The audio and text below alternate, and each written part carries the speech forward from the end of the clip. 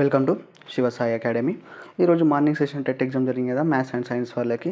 వాళ్ళ యొక్క క్వశ్చన్ పేపర్లో ఏ విధంగా వచ్చాయి క్వశ్చన్స్ అనేవి ఈ వీడియోలో తెలుసుకునే ప్రయత్నం చేద్దాం. అంతకన్నా ముందు ఈ వీడియో చూస్తున్న ప్రతి ఒక్కరూ వీడియోని లైక్ చేయండి, అలాగే ఈ వీడియోని మీ యొక్క స్నేహితులతో షేర్ చేయండి.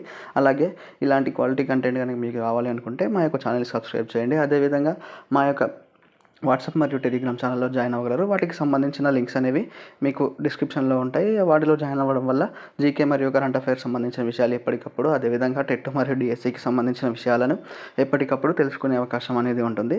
వాటికి సంబంధించిన లింక్స్ అనేవి డిస్క్రిప్షన్లో ఉంటాయి. వాటి ద్వారా మీరు ఆ గ్రూపులో జాయిన్ అవ్వగలరు. ముందుగా ఈరోజు పేపర్ కనుక చూసుకుంటే కొంచెం అప్లికేషన్ మెథడ్లో వచ్చిందని చెప్పుకోవచ్చు. నిన్నటి కంటే కూడా కొంచెం అవగాహన మీద ఎక్కువ కాన్సన్ట్రేషన్ చేసి ఈరోజు మార్నింగ్ సెషన్ పేపర్ అనేది ఇవ్వడం అనేది జరిగింది. ముందుగా సైకాలజీలో క్వశ్చన్స్ కనుక చూసుకుంటే కిండర్ గార్డెన్కి సంబంధించిన క్వశ్చన్ ఒకటి వచ్చిందంటున్నారు. అదేవిధంగా పియాజేకి సంబంధించిన దశలు ఉన్నాయి కదా, ఆ దశలకు సంబంధించిన క్వశ్చన్ అనేది ఒకటి వచ్చింది అంట. అదేవిధంగా కోల్బర్గ్ నైతిక వికాసానికి సంబంధించిన స్థాయిలు ఉన్నాయి కదా, ఆ స్థాయిలకు సంబంధించిన క్వశ్చన్ అనేది ఒకటి వచ్చింది. అదే కనుక చూసుకుంటే ఇంకా సైకాలజీలోనే స్మృతి విస్మృతికి సంబంధించిన క్వశ్చన్స్ కూడా వచ్చాయని చెప్తూ ఉన్నారు. అదేవిధంగా ఆర్టీఈ సెక్షన్స్ ఉంటాయి కదా, ఆర్టీఈ సెక్షన్స్లో తల్లిదండ్రులు విద్యార్థులను జాయిన్ చేయడానికి సంబంధించిన సెక్షన్ ఏది అని చెప్పి అడిగాడని చెప్తున్నారు. అదేవిధంగా స్కిన్నర్ యొక్క కార్యసాధక నిబంధన గురించి కానీ, తారండైక్ నిబంధన గురించి కానీ, వికాస కృత్యాలు గురించి కానీ వీటికి సంబంధించిన క్వశ్చన్స్ అనేవి వచ్చాయని చెప్తున్నారు. ఇంకా పెరుగుదల మరియు పరిపక్వతకు సంబంధించిన క్వశ్చన్స్ కూడా వచ్చాయంట. ఉపాధ్యాయుని నాయకత్వ లక్షణాల గురించి సంబంధించిన క్వశ్చన్స్, అదేవిధంగా అభ్యసన బదలాయింపు గురించి క్వశ్చన్స్ అనేవి రావడం అనేది జరిగింది. వీటి గురించి ఎవ్రీ సెషన్లో కూడా వీటికి సంబంధించిన క్వశ్చన్స్ అనేవి ఖచ్చితంగా వస్తూ ఉంటాయి. దీన్ని చూసుకొని నెక్స్ట్ సెషన్లో ఉన్నవారు వీటిపైన కొంచెం కాన్సన్ట్రేషన్ చేస్తే వీటిలో నుంచి క్వశ్చన్ అనేది మనకు పోకుండా ఉంటుంది.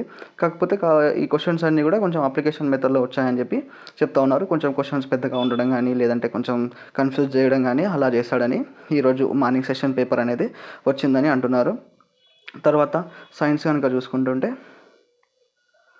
పత్ర నిర్మాణానికి సంబంధించిన క్వశ్చన్ అనేది ఒకటి వచ్చిందంట. అదేవిధంగా ఉన్ని సేకరణ పద్ధతులు ఉంటాయి కదా, వాటికి సంబంధించి లేనిది ఉన్నది అలా విధంగా కూడా అడిగాడని చెప్తున్నారు. అదేవిధంగా నాన్ స్టిక్ ప్యాన్లో వాడే లోహం ఏది అని చెప్పి అడిగాడు ఒక క్వశ్చన్.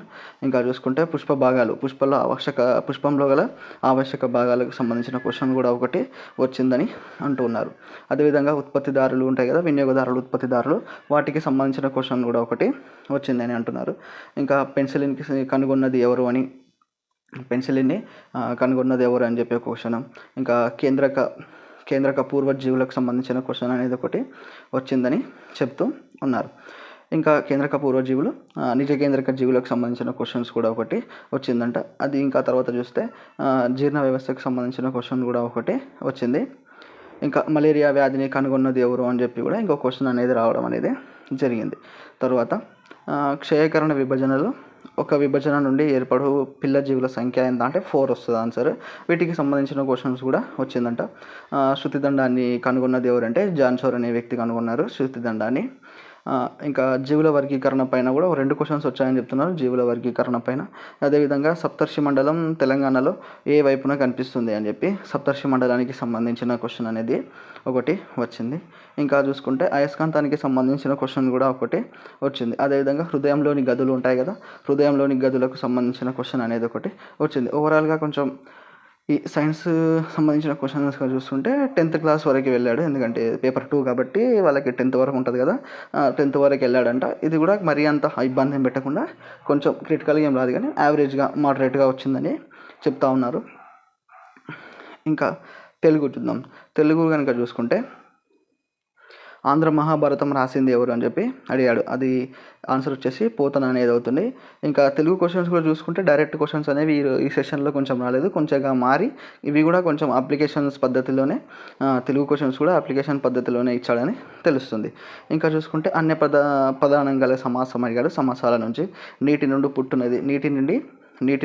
పుట్టునది ఏది అని చెప్పి అడిగాడంట. అదేవిధంగా వృక్షం యొక్క నానార్థాల గురించి కూడా అడిగాడు. తండ్రి పర్యాయ పదానికి సంబంధించింది. అదేవిధంగా స్వభావోక్తి అలంకారానికి సంబంధించిన క్వశ్చన్ అనేది ఒకటి వచ్చిందంట. కాకపోతే ఇందులో కింద 4 ఆప్షన్స్ ఇచ్చి ఇందులో స్వభావోక్తి అలంకారానికి సంబంధించిన అది ఏది అని అడగకుండా కొంచెం అప్లికేషన్ మెథడ్లో అడిగాడని చెప్తున్నాడు ఈ స్వభావోక్తి అలంకారం గురించి. అదేవిధంగా గుణసంధికి సంబంధించిన క్వశ్చన్ కూడా డైరెక్ట్ ఇవ్వకుండా కొన్ని పదాలు ఇచ్చి ఒక వాక్యం ఇచ్చి అందులో గుణసంధికి సంబంధించిన ప్రశ్న సంబంధించిన వాక్యం ఏది, పదం ఏది అని అడిగాడని చెప్తున్నారు. అదేవిధంగా ఆంధ్రుల సాంఘిక సాహిత్య రచన ఎవరిది అని చెప్పి అడిగాడంట. అదేవిధంగా సింగిరెడ్డి నారాయణ రెడ్డి రచనలు కానీ, పివి నరసింహారావు రచనలు, గొల్లరామవ్వ ఆప్షన్స్లో ఉంటుంది.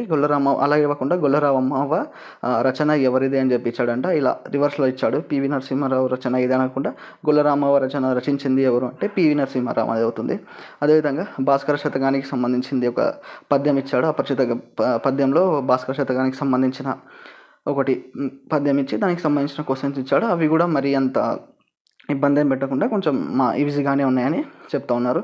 ఇంకా తర్వాత చూసుకుంటే తెలుగు భాష నిర్వచనాలు, తెలుగు భాషకు సంబంధించిన నిర్వచనాలు ఉన్నాయి కదా, వాటికి సంబంధించిన దాంట్లో క్వశ్చన్ అనేది వచ్చింది. అదేవిధంగా పారాగ్రాఫ్లో వచ్చేసి గోల్కొండ పత్రికకు సంబంధించిన పారాగ్రాఫ్ అనేది వచ్చింది.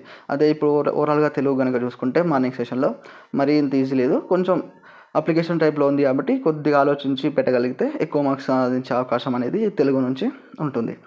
ఇంకా తర్వాత మ్యాథ్స్ కనుక చూసుకుంటే వ్యాసార్థం ఇచ్చి వైశాల్యం కనుక్కోమన్నాడు. 28 సమయంతో ఇచ్చాడంట. వ్యాసార్థం ఇచ్చి వైశాల్యం అంటే ఎంతో అని కనుక్కోవడానికి సంబంధించిన తర్వాత గణిత బోధనాలు ఉంటాయి కదా, వాటికి సంబంధించిన క్వశ్చన్ అనేది కూడా ఒకటి వచ్చిందని చెప్తూ ఉన్నారు. ఇంకా తర్వాత నిష్పత్తులకు సంబంధించిన క్వశ్చన్ కూడా ఒకటి వచ్చిందంట.